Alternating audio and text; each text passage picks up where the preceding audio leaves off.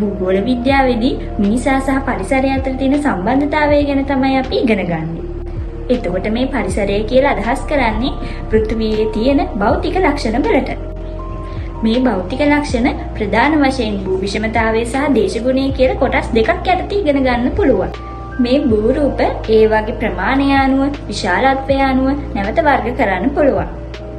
ඒ අනුව මහද්වීප සහ සාගර පෘථිවියේ තියෙන විශාලතම භූ රූප ලෙස හඳුන ගන්න පුළුවන්. එතකොට අනිකුත් ප්‍රමාණවල භූ ලක්ෂණ සියල්ලම වගේ තියෙන්නේ මේ ප්‍රධාන භූ ලක්ෂණ තුල. අපි මුලින්ම මහද්වීප ගැන කතා කරමු.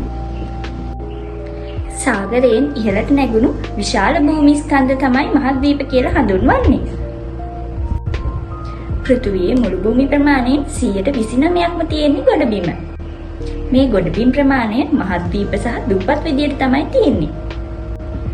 ප්‍රධාන මහද්වීප 7ක් තියෙනවා. ඒ තමයි ආසියා මහද්වීපය, අප්‍රිකානු මහද්වීපය, උතුරු ඇමරිකානු මහද්වීපය, දකුණු ඇමරිකානු මහද්වීපය, ඇන්ටාර්ක්ටික් මහද්වීපය, යුරෝපා මහද්වීපය සහ ඕස්ට්‍රේලියානු මහද්වීපය. මහද්වීපික මායිමේ ඉඳලා සාගරය දෙසට පැතිරී ගිය නොගැඹුරු මුහුදු තීරය මහද්වීපික තටකය ලෙස හඳුන්වනවා. ඒ වුණත් හැම මහද්වීපික මායිමකම මහද්වීපික තටකය හඳුන ගන්න ලැබෙන්නේ නැහැ. ඊළඟට අපි බලමු දූපත් කියන්නේ මොනවද කියලා. ජලයෙන් වටවුණු කුඩා ගොඩබිම් දූපත් කියලා හඳුන්වනවා. ආසියාවට අයිති බෝර්නියෝ, ජාවා, සුමාත්‍රා වගේම ශ්‍රී ලංකාවත් දූපත් රාජ්‍යයක්. ශ්‍රී ලංකාවේ විශාලතම දූපත තමයි මන්නාරම් දූපත. ඕස්ට්‍රේලියා මහද්වීපික තටකය තුළ පැපුවා නිව්ගීනියා, තස්මේනියා වැනි දූපත් පිහිටලා තියෙනවා. මැඩගස්කරය අප්‍රිකා මහද්වීපික තටකයට තමයි අයිති වෙන්නේ. ඒ වගේම ලෝකයේ විශාලතම දූපත තමයි ග්‍රීන්ලන්තය. මහද්වීපික තටකය ආසන්නයේ වගේම සාගර මධ්‍යයේ දූපත් පිහිටලා තියෙනවා. උදාහරණයක් ලෙස හවායි දූපත කියන්නේ එවැනි යමහල් දූපතක්. ලෝකයේ දූපත් සඳහා නිශ්චිත සංඛ්‍යාවක් නැහැ. නමුත් ඇස්තමේන්තු අනුව දැනට ලෝකයේ දූපත් ලක්ෂ 6කට වඩා ඇති බව වාර්තා වෙනවා.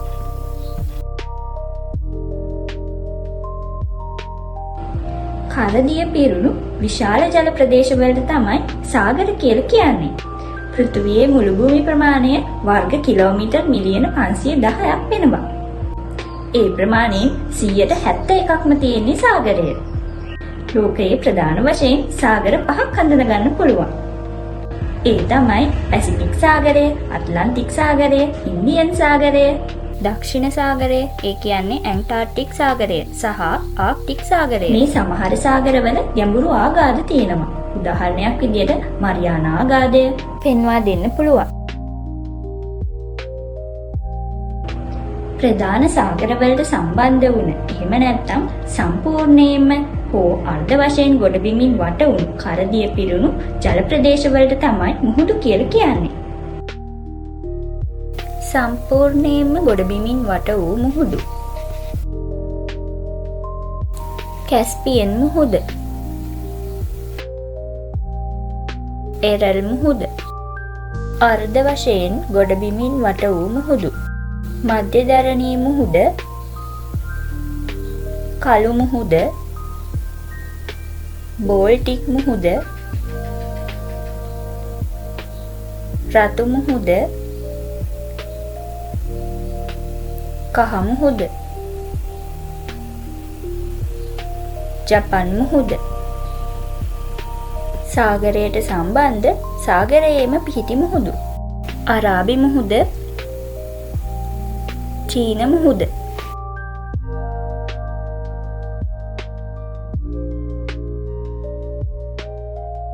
ඉහළ උන්නතාංශයක් සහ මුදුන් කීපයක් සහිත සම්බන්ධිත කඳු පද්ධතියක් කඳු වැටයක් ලෙස හඳුන්වන්න පුළුවන්. කඳු වැටි නිර්මාණය වෙන්නේ භූ තැටි දෙකක් එකිනෙකට අභිසරණය වීමෙන්. අපි කලින් පාඩමේදී ඉගෙන ගත්තනේ සියල් සහ සිමැක් ස්තර ගැන. ගොඩක් වෙලාවට සියල් ස්තරයක් තියෙන තැටි දෙකක් මුහුණට මුහුණ අභිසරණය වීමෙන් තමයි කඳු වැටි නිර්මාණය වෙන්නේ.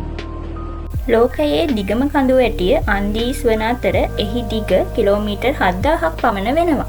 ලෝකයේ උසම කඳු මුදුන වන එවරස්ට් කන්ද අයිති වෙන්නේ හිමාලයානු කඳු වැටියට.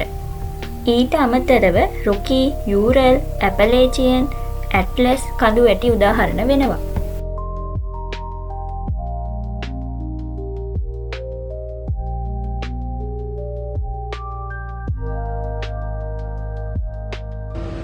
ඉහළ උන්නතාංශයක් එහෙම නැත්නම් කඳුකර ප්‍රදේශයක පිහිටි උස්බිමක් තමයි සානු කියලා කියන්නේ. ගොඩක් වෙලාවට සානුවේ ඉහළ කොටසේ යම් යම් උත්ක්ෂිප්ත වීම සහ පහත් බිම් තියෙන්න පුළුවන්. ඒ කියන්නේ යම් තරමක රැලි බිමක් වෙන්න පුළුවන්.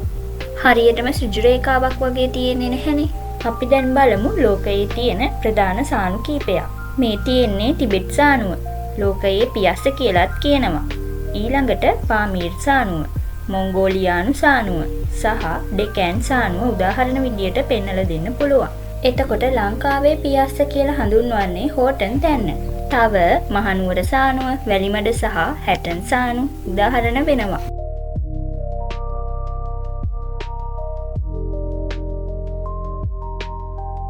උන්නතාංශය අඩු විශාල ප්‍රදේශයක පැතිරී ඇති සමතලා භූමියකට තැනිතලාවක් කියලා කියනවා. සමහර වෙලාවට තැනිතලාවක් වුණත් රැලි සහිත බවක් දකින්න පුළුවන්. මහා සයිබීරියානු තැනිතලාව, උතුරු ඇමරිකානු තැන්න, ඕස්ට්‍රේලියාවේ නල්ල බාර් තැන්න උදාහරණ වෙනවා.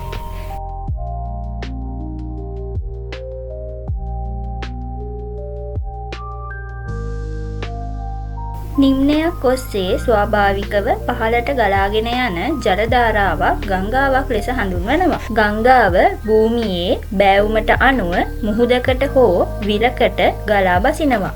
ගංගාවක් කඳුකර ප්‍රදේශයකින්, උල්පතකින්, විලකින්, ග්ලැසියර් දියවීමෙන් වැනි විවිධාකාරයෙන් ආරම්භ වෙන්න පුළුවන්. නයිල් ගඟ ලෝකයේ දිගම ගඟ වෙනවා. ලෝකයේ වැඩිම ජලධාරිතාවයක් ගෙන යන ගඟ වෙන්නේ ඇමසන්.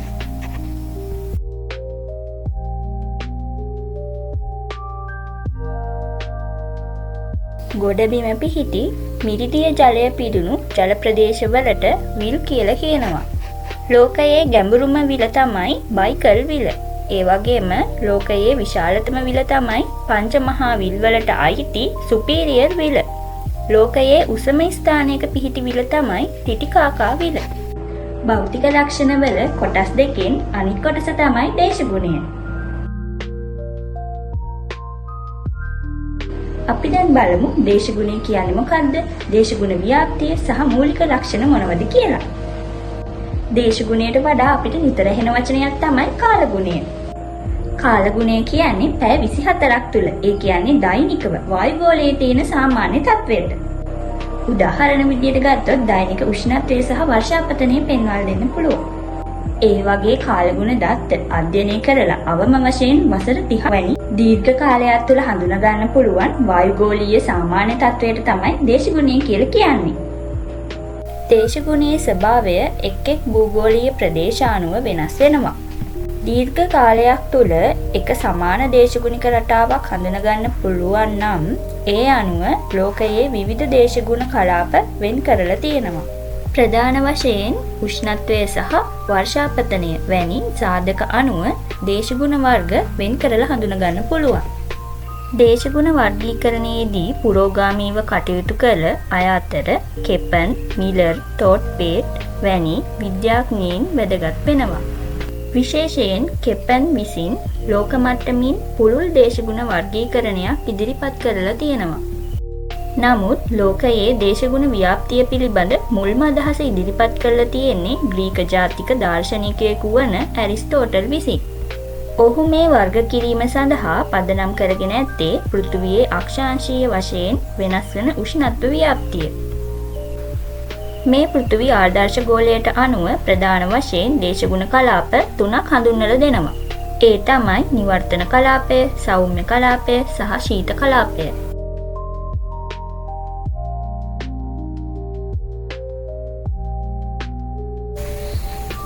උතුරු අක්ෂාංශ අංශක 23.5 කර්කටක නිවර්තනයත්, දකුණු අක්ෂාංශ අංශක 23.5 මකර නිවර්තනයත් අතර කලාපය නිවර්තන කලාපය ලෙස හඳුන්වනවා.